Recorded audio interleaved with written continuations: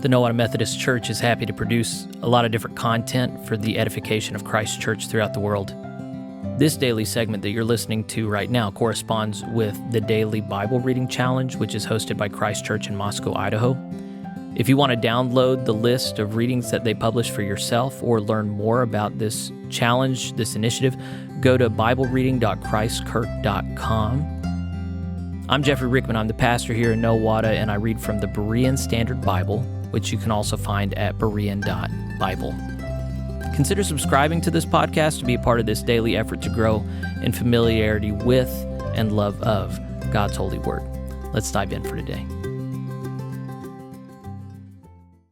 Hey friends, I'm Jeffrey and I read the Bible. I'm glad you joined me today. Not a lot to say. We've covered a lot of ground since I started doing this. I think we're like halfway through.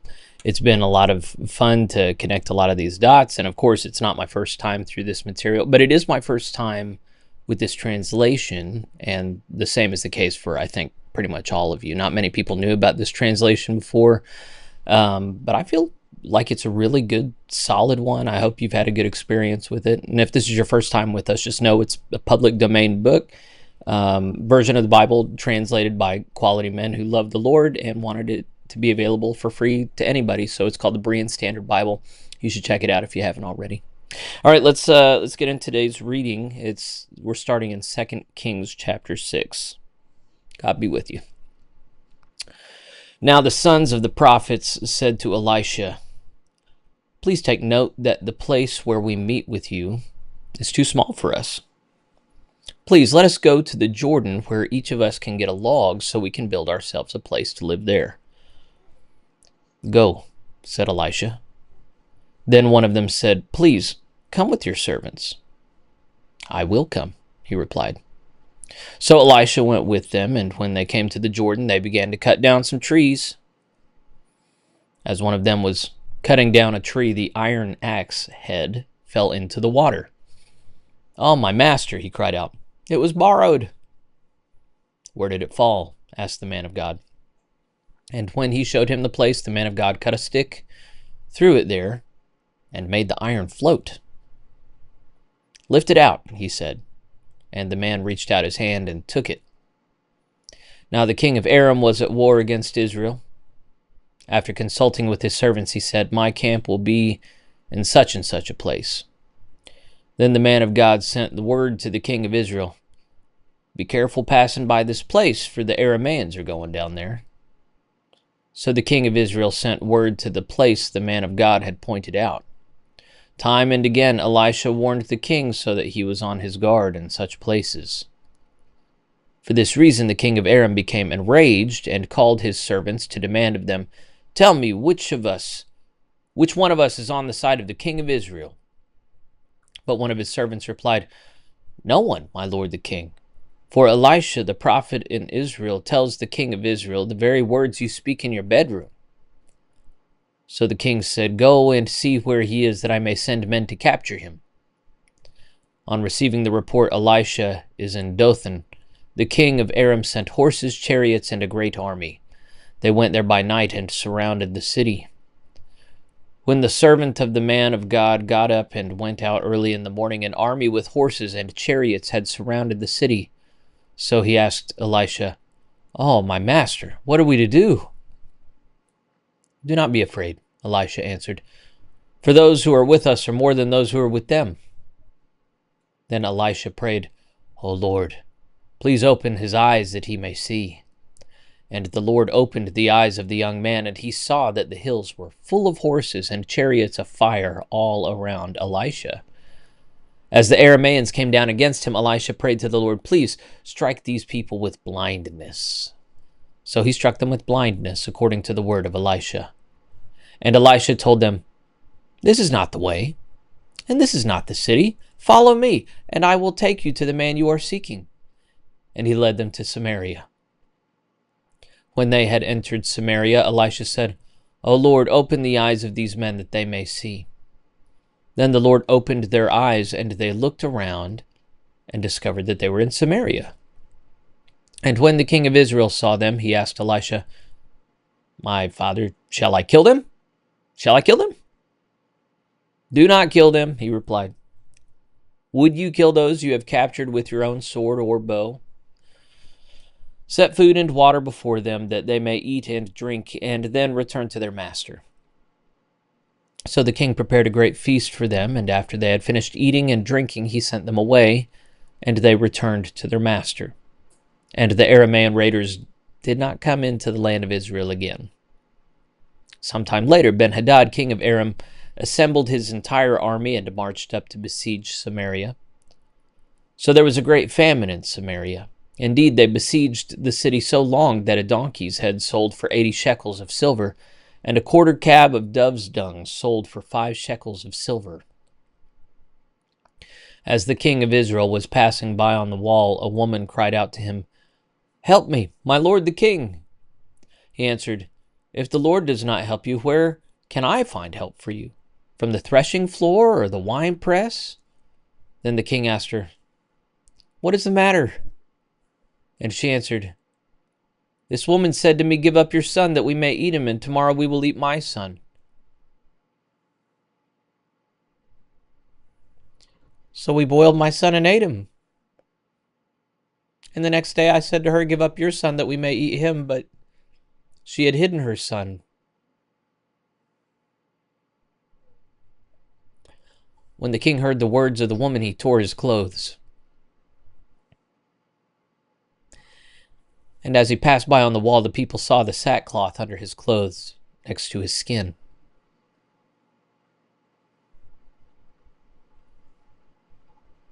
He announced, "May God punish me, and ever so severely, if the head of Elisha, son of Shaphat, remains on his shoulders through this day." Now Elisha was sitting in his house, and the elders were sitting with him. The king sent a messenger ahead, but before he arrived, Elisha said to the elders, "Do you see how this murderer has sent someone to cut off my head? Look, when the messenger comes, shut the door to keep him out. Is not the sound of his master's footsteps behind him?" While Elisha was still speaking with them, the messenger came down to him, and the king said, "This calamity is from the Lord. Why should I wait for the Lord any longer?" 2 Kings chapter 7. Then Elisha said, "Hear the word of the Lord. This is what the Lord says. About this time tomorrow at the gate of Samaria, a seah of fine flour will sell for a shekel, and 2 seahs of barley will sell for a shekel." But the officer on whose arm the king leaned answered the man of God, "Look, even if the Lord were to make windows in heaven, could this really happen?" "You will see it with your own eyes," replied Elisha, "but you will not eat any of it." Now there were 4 men with leprosy at the entrance of the city gate, and they said to one another, "Why just sit here until we die? If we say, 'Let us go into the city,' we will die there from the famine in the city. But if we sit here, we will also die. So come now, let us go over to the camp of the Arameans. If they let us live, we will live. If they kill us, we will die." So they arose at twilight and went to the camp of the Arameans. But when they came to the outskirts of the camp, there was not a man to be found. For the Lord had caused the Arameans to hear the sound of chariots, horses, and a great army, so that they said one to another, "Look, the king of Israel must have hired the kings of the Hittites and Egyptians to attack us." Thus the Arameans had arisen and fled at twilight, abandoning their tents and horses and donkeys. The camp was intact, and they had run for their lives. When the lepers reached the edge of the camp, they went into a tent to eat and drink. Then they carried off the silver, gold, and clothing and went and hid them. On returning, they entered another tent, carried off some items from there, and hid them. Finally, they said to one another, "We are not doing what is right. Today is a day of good news. If we are silent and wait until morning light, our sin will overtake us. Now, therefore, let us go and tell the king's household." So they went and called out to the gatekeepers of the city, saying, "We went to the Aramean camp, and no one was there, not a trace. only tethered horses and donkeys, and the tents were intact. The gatekeeper shouted the news, and it was reported to the king's household. So the king got up in the night and said to his servants, "Let me tell you what the Arameans have done to us. They know we are starving, so they have left the camp to hide in the field, thinking, when they come out of the city, we will take them alive and enter the city." But one of his servants replied, "Please, have scouts take 5 of the horses that remain in the city. Their plight will be no worse than all the Israelites who are left here. You can see that all the Israelites here are doomed, so let us send them and find out." Then the scouts took 2 chariots with horses, and the king sent them after the Aramean army, saying, "Go and see." And they tracked them as far as the Jordan, and indeed the whole way was littered with the clothing and equipment the Arameans had thrown off in haste. So the scouts returned and told the king. Then the people went out and plundered the camp of the Arameans. It was then that a seah of fine flour sold for a shekel, and 2 seahs of barley sold for a shekel, according to the word of the Lord. Now the king had appointed the officer on whose arm he leaned to be in charge of the gate, but the people trampled him in the gateway, and he died, just as the man of God had foretold when the king had come to him. It happened just as the man of God had told the king. About this time tomorrow, at the gate of Samaria, 2 seahs of barley will sell for a shekel, and a seah of fine flour will sell for a shekel. And the officer had answered the man of God, "Look, even if the Lord were to make windows in heaven, could this really happen?" So Elisha had replied, "You will see it with your own eyes, but you will not eat any of it." And that is just what happened to him. The people trampled him in the gateway, and he died. 2 Kings chapter 8. Now Elisha had said to the woman whose son he had restored to life, "Arise, you and your household, go and live as a foreigner wherever you can. For the Lord has decreed a 7 years famine, and it has already come to the land." So the woman had proceeded to do as the man of God had instructed, and she and her household lived as foreigners for 7 years in the land of the Philistines. At the end of 7 years, when the woman returned from the land of the Philistines, she went to the king to appeal for her house and her land. Now the king had been speaking to Gehazi, the servant of the man of God, saying, "Please relate to me all the great things Elisha has done." And Gehazi was telling the king how Elisha had brought the dead back to life. Just then the woman whose son Elisha had revived came to appeal to the king for her house and her land. So Gehazi said, "My lord the king, this is the woman, and this is the son Elisha returned to life." When the king asked the woman, she confirmed it. So the king appointed for her an officer, saying, "Restore all that was hers, along with all the proceeds of the field from the day that she left the country until now." Then Elisha came to Damascus, while Ben-Hadad, king of Aram, was sick. And the king was told, "The man of God has come here." So the king said to Hazael, "Take a gift in your hand, go to meet the man of God, and inquire of the Lord through him. Will I recover of this illness?"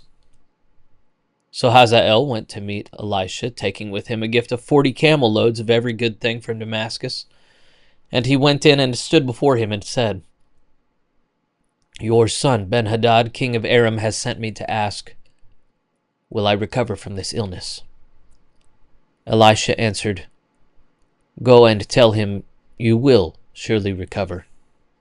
But the Lord has shown me that in fact he will die." Elisha fixed his gaze steadily on him until Hazael became uncomfortable. Then the man of God began to weep. "Why is my lord weeping?" asked Hazael. "Because I know the evil you will do to the Israelites," Elisha replied. "You will set fire to their fortresses, kill their young men with the sword, dash their little ones to pieces, and rip open their pregnant women. But how could your servant, a mere dog, do such a monstrous thing?" said Hazael. And Elisha answered, "The Lord has shown me that you will be king over Aram." So Hazael left Elisha and went to his master, who asked him, "What did Elijah say to you?" And he replied, "He told me that you would surely recover." But the next day Hazael took a thick cloth, dipped it in water, and spread it over the king's face. So Ben-Hadad died, and Hazael reigned in his place.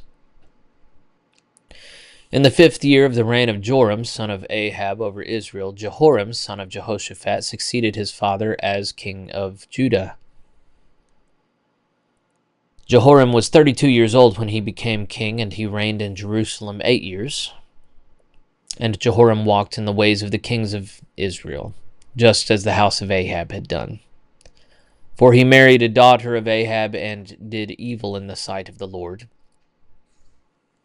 Yet for the sake of his servant David, the Lord was unwilling to destroy Judah, since he had promised to maintain a lamp for David and his descendants forever. In the days of Jehoram, Edom rebelled against the hand of Judah and appointed their own king. So Jehoram crossed over to Zair with all his chariots. When the Edomites surrounded him and his chariot commanders, he rose up and attacked by night. His troops, however, fled to their homes. So to this day Edom has been in rebellion against the hand of Judah. Likewise Libnah rebelled at the same time. As for the rest of the acts of Jehoram, along with all his accomplishments, are they not written in the book of the Chronicles of the kings of Judah? And Jehoram rested with his fathers, and was buried with them in the city of David, and his son Ahaziah reigned in his place. In the 12th year of the reign of Joram, son of Ahab, over Israel, Ahaziah, son of Jehoram, became king of Judah. Ahaziah was 22 years old when he became king, and he reigned in Jerusalem 1 year. His mother's name was Athaliah, the granddaughter of Omri, king of Israel. And Ahaziah walked in the ways of the house of Ahab, and did evil in the sight of the Lord, like the house of Ahab, for he was a son-in-law of the house of Ahab. Then Ahaziah went with Joram, son of Ahab, to fight against Hazael, king of Aram, at Ramoth-Gilead, and the Arameans wounded Joram. So King Joram returned to Jezreel to recover from the wounds that the Arameans had inflicted on him at Ramah when he fought against Hazael, king of Aram. Then Ahaziah, son of Jehoram, king of Judah, went down to Jezreel to visit Joram, son of Ahab, because Joram had been wounded. 2 Kings chapter 9. Now Elisha the prophet summoned one of the sons of the prophets, and said to him, "Tuck your cloak under your belt, take this flask of oil, and go to Ramoth-Gilead. When you arrive, look for Jehu, son of Jehoshaphat, the son of Nimshi. Go in, get him away from his companions, and take him to an inner room. Then take the flask of oil, pour it on his head, and declare, 'This is what the Lord says, I anoint you king over Israel.' Then open the door and run. Do not delay." So the young prophet went to Ramoth-Gilead, and when he arrived, the army commanders were sitting there. "I have a message for you, commander," he said. "For which of us?" asked Jehu. "For you, commander," he replied. So Jehu got up and went into the house where the young prophet poured the oil on his head and declared, "This is what the Lord, the God of Israel, says, I anoint you king over the Lord's people in Israel. And you are to strike down the house of your master Ahab, so that I may avenge the blood of my servants the prophets, and the blood of all the servants of the Lord shed by the hand of Jezebel. The whole house of Ahab will perish, and I will cut off from Ahab every male, both slave and free, in Israel. I will make the house of Ahab like the houses of Jeroboam son of Nebat, and Baasha son of Ahijah. And on the plot of ground at Jezreel the dogs will devour Jezebel, and there will be no one to bury her." Then the young prophet opened the door and ran. When Jehu went out to the servants of his master, they asked, "Is everything all right? Why did this madman come to you?" "You know his kind and their babble," he replied. "That is a lie," they said. "Tell us now." So Jehu answered, He talked to me about this and that, and he said, this is what the Lord says. I anoint you king over Israel. Quickly, each man took his garment and put it under Jehu on the bare steps. Then they blew the ram's horn and proclaimed, Jehu is king. Thus Jehu, son of Jehoshaphat, the son of Nimshi, conspired against Joram. Now Joram and all Israel had been defending Ramoth-Gilead against Hazael, king of Aram. But King Joram had returned to Jezreel to recover from the wounds he had suffered at the hands of the Arameans in the battle against Hazael, their king. So Jehu said, if you commanders wish to make me king, then do not let anyone escape from the city to go and tell it in Jezreel. Then Jehu got into his chariot and went to Jezreel, because Joram was laid up there, and Ahaziah, king of Judah, had gone down to see him. Now the watchman standing on the tower in Jezreel saw Jehu's troops approaching, and he called out, I see a company of troops. Choose a rider, Joram commanded. Send him out to meet them and ask, have you come in peace?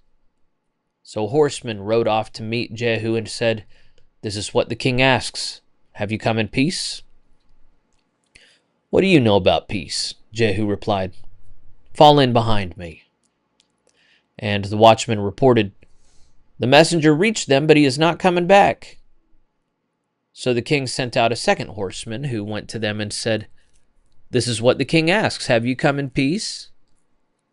What do you know about peace? Jehu replied. Fall in behind me. Again the watchman reported, he reached them, but he is not coming back. And the charioteer is driving like Jehu, son of Nimshi. He is driving like a madman.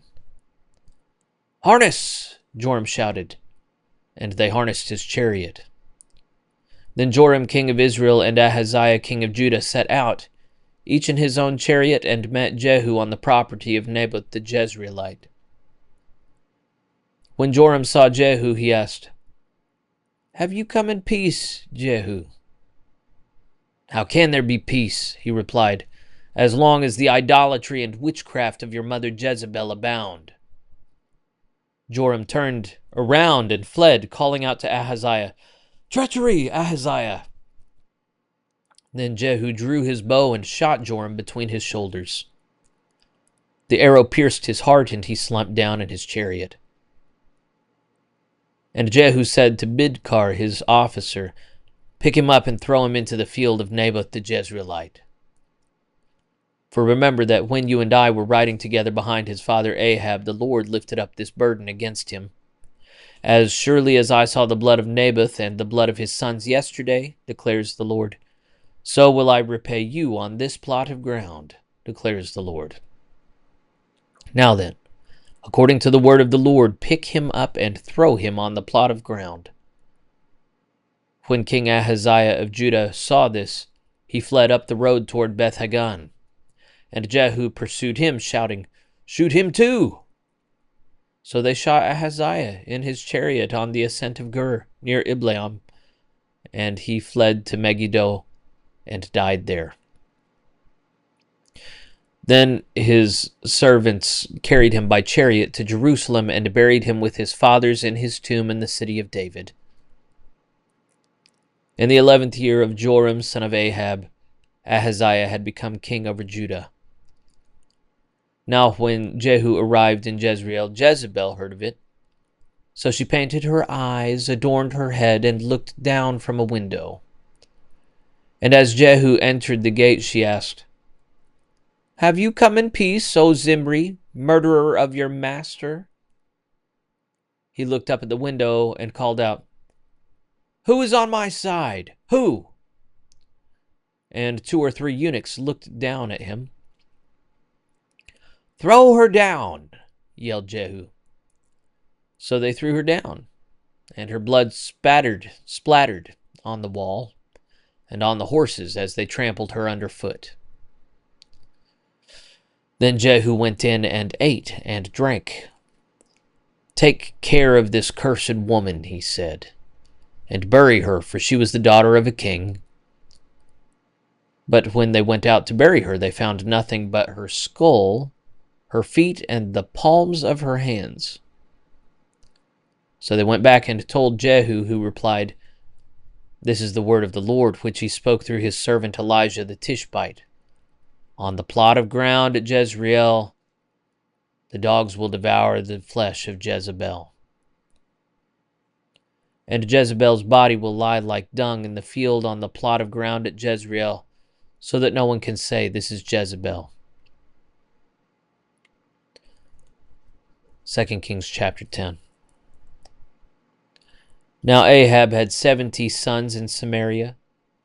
So Jehu wrote letters and sent them to Samaria to the officers of Jezreel, to the elders, and to the guardians of the sons of Ahab, saying, "When this letter arrives, since your master's sons are with you, and you have chariots and horses, a fortified city and weaponry, select the best and most worthy son of your master, set him on his father's throne, and fight for your master's house." But they were terrified and reasoned, "If 2 kings could not stand against him, how can we?" So the palace administrator, the overseer of the city, the elders, and the guardians sent a message to Jehu, "We are your servants, and we will do whatever you say. We will not make anyone king. Do whatever is good in your sight." Then Jehu wrote them a second letter and said, "If you are on my side, and if you will obey me, then bring the heads of your master's sons to me at Jezreel by this time tomorrow." Now the sons of the king, 70 in all, were being brought up by the leading men of the city. And when the letter arrived, they took the sons of the king and slaughtered all 70 of them. They put their heads in baskets and sent them to Jehu at Jezreel. When the messenger arrived, he told Jehu, "They have brought the heads of the sons of the king." And Jehu ordered, "Pile them in 2 heaps at the entrance of the gate until morning." The next morning Jehu went out and stood before all the people and said, "You are innocent. It was I who conspired against my master and killed him. But who killed all these? Know then that not a word the Lord has spoken against the house of Ahab will fail. For the Lord has done what he promised through his servant Elijah." So Jehu killed everyone in Jezreel who remained of the house of Ahab, as well as all his great men and close friends and priests, leaving him without a single survivor. Then Jehu set out toward Samaria. At Beth-eked of the shepherds, Jehu met some relatives of Ahaziah, king of Judah, and asked, "Who are you?" "We are relatives of Ahaziah," they answered, "and we have come down to greet the sons of the king and the queen mother." Then Jehu ordered, "Take them alive." So his men took them alive, then slaughtered them at the well of Beth-eked, 42 men. He spared none of them. When he left there, he found Jehonadab, son of Rechab, who was coming to meet him. Jehu greeted him and asked, "Is your heart as true to mine as my heart is to yours?" "It is," Jehonadab replied. "If it is," said Jehu, "give me your hand." So he gave him his hand. And Jehu helped him into his chariot, saying, "Come with me and see my zeal for the Lord." So he had him ride in his chariot. When Jehu came to Samaria, he struck down everyone belonging to Ahab who remained there, until he destroyed them, according to the word that the Lord had spoken to Elijah. Then Jehu brought all the people together and said, "Ahab served Baal a little, but Jehu will serve him a lot. Now, therefore, summon to me all the prophets of Baal, all his servants, and all his priests. See that no one is missing, for I have a great sacrifice for Baal. Whoever is missing will not live." But Jehu was acting deceptively in order to destroy the servants of Baal. And Jehu commanded, "Proclaim a solemn assembly for Baal." So they announced it. Then Jehu sent word throughout Israel, and all the servants of Baal came. There was not a man who failed to show. They entered the temple of Baal, and it was filled from end to end. And Jehu said to the keeper of the wardrobe, "Bring out garments for all the servants of Baal." So he brought out all the garments for them. Next, Jehu and Jehonadab, son of Rechab, entered the temple of Baal, and Jehu said to the servants of Baal, "Look around to see that there are no servants of the Lord here among you, only servants of Baal." And they went in to offer sacrifices and burnt offerings. Now Jehu had stationed 80 men outside and warned them, "If anyone allows one of the men I am delivering into your hands to escape, he will forfeit his life for theirs." When he had finished making the burnt offering, Jehu said to the guards and officers, "Go in and kill them. Do not let anyone out." So the guards and officers put them to the sword, threw the bodies out, and went into the inner room of the temple of Baal. They brought out the sacred pillar of the temple of Baal and burned it. They also demolished the sacred pillar of Baal. Then they tore down the temple of Baal and made it into a latrine, which it is to this day. Thus Jehu eradicated Baal from Israel, but he did not turn away from the sins that Jeroboam, son of Nebat, had caused Israel to commit, the worship of the golden calves at Bethel and Dan. Nevertheless, the Lord said to Jehu, "Because you have done well in carrying out what is right in my sight, and have done to the house of Ahab all that was in my heart, 4 generations of your sons will sit on the throne of Israel." Yet Jehu was not careful to follow the instructions of the Lord, the God of Israel, with all his heart. He did not turn away from the sins that Jeroboam had caused Israel to commit. In those days the Lord began to reduce the size of Israel. Hazael defeated the Israelites throughout their territory. From the Jordan eastward through all the land of Gilead, the region of Gad, Reuben, and Manasseh, and from Aroer by the Arnon Valley through Gilead to Bashan. As for the rest of the acts of Jehu, along with all his accomplishments and all his might, are they not written in the book of the Chronicles of the kings of Israel? And Jehu rested with his fathers and was buried in Samaria, and his son Jehoahaz reigned in his place.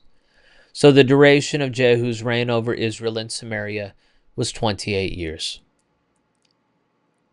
All right, that's it for 2 Kings today. Now we're just going to do Psalm 140. Rescue me, O Lord, from evil men. Protect me from men of violence, who devise evil in their hearts and stir up war all day long. They sharpen their tongues like snakes. The venom of vipers is on their lips. Selah.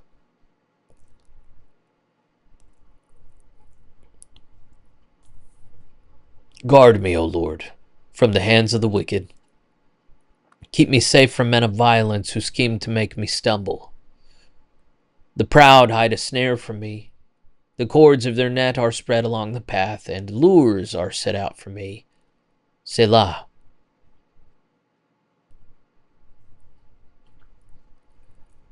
I say to the Lord, "You are my God. Hear, O Lord, my cry for help." O God, the Lord, the strength of my salvation, you shield my head in the day of battle. Grant not, O Lord, the desires of the wicked. Do not promote their evil plans, lest they be exalted. Selah.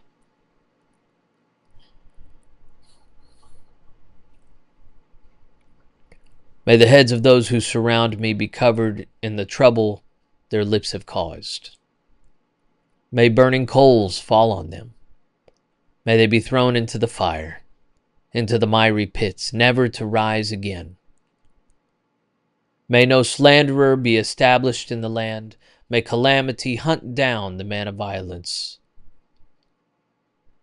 I know that the Lord upholds justice for the poor and defends the cause of the needy. Surely the righteous will praise your name. The upright will dwell in your presence. This is the word of the Lord. Thanks be to God. A lot more blood today. Man, some of those stories just kill me. Some of them just amaze me. And I was reading through, Jehu today, the northern king, who, purifies Israel of the house of Ahab and kills Jezebel. And I'm just going, I don't know about this guy. Well, I guess it's because he eventually falls away. But, I named my recent son Josiah over the southern king Josiah, who behaves very similar. He kills tons of people and desecrates temples. He's not quite as, like, wild or unscrupulous about it. But I was just sitting there going, okay, how big is the difference between Jehu and Josiah? Because I don't think I would ever name a son of mine Jehu. And I'm just going, anyway, maybe I'll never have to deal with that again. That's kind of up to the missus, isn't it? All right, well, that'll be it for today, and we'll pick back up tomorrow. So I'll see you then. God bless you.